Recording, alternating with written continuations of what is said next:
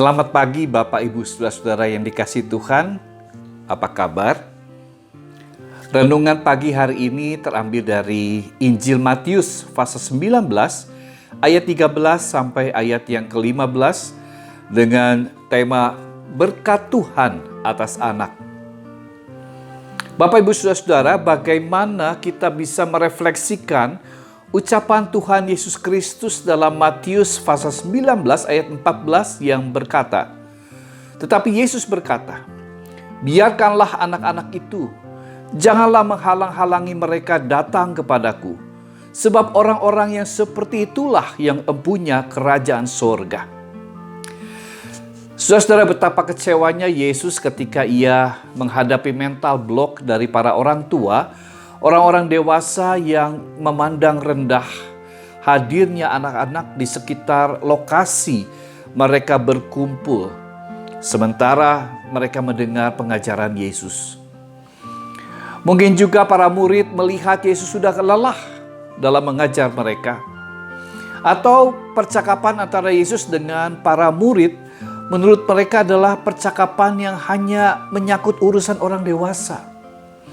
Sebaliknya, betapa girang hati para orang tua anak-anak yang disuruh Yesus berkumpul dan Yesus meletakkan tangannya memberkati mereka.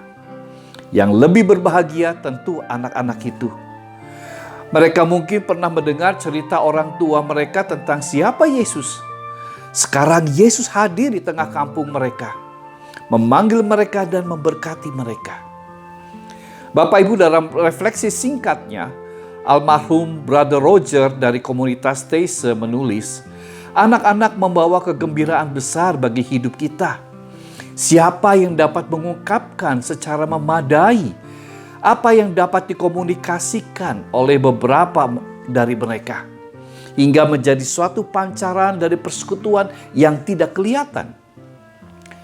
Dari anak-anak yang ada dalam komunitas, entah itu komunitas keluarga, komunitas gereja, sekolah, pertemanan, dan lain-lain, melalui mereka kita dapat melihat kondisi keluarga mereka, kondisi gereja mereka, situasi sekolah mereka, dan sebagainya.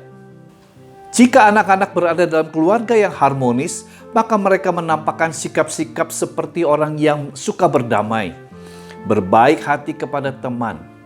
Sebaliknya, jika mereka ada dalam keluarga yang kurang harmonis atau bahkan broken family, broken home, mereka menampakkan sikap-sikap yang sensitif, suka pundungan, menarik diri, merasa rendah diri, dan seterusnya. Saudara-saudara, anak-anak adalah generasi yang masih belum banyak berpengalaman.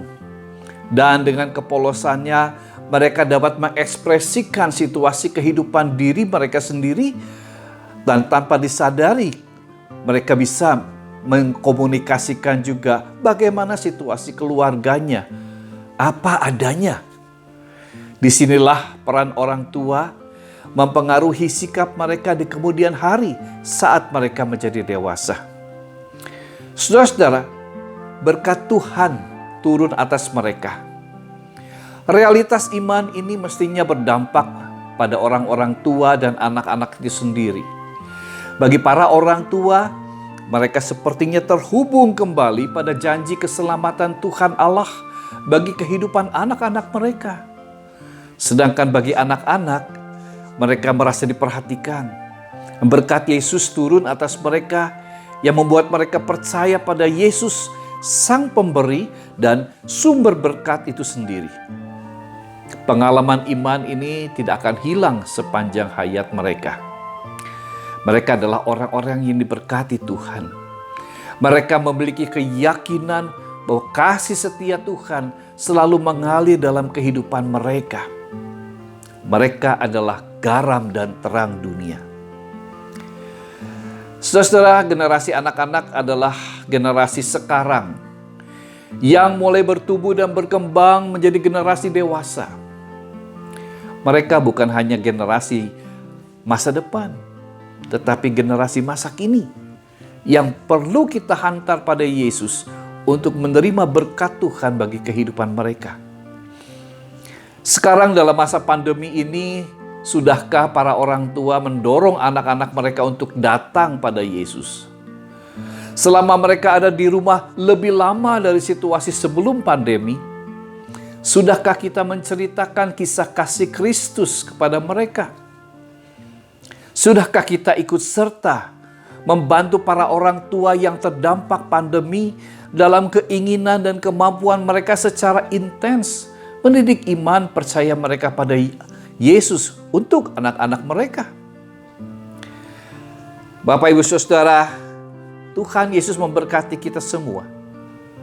Amin.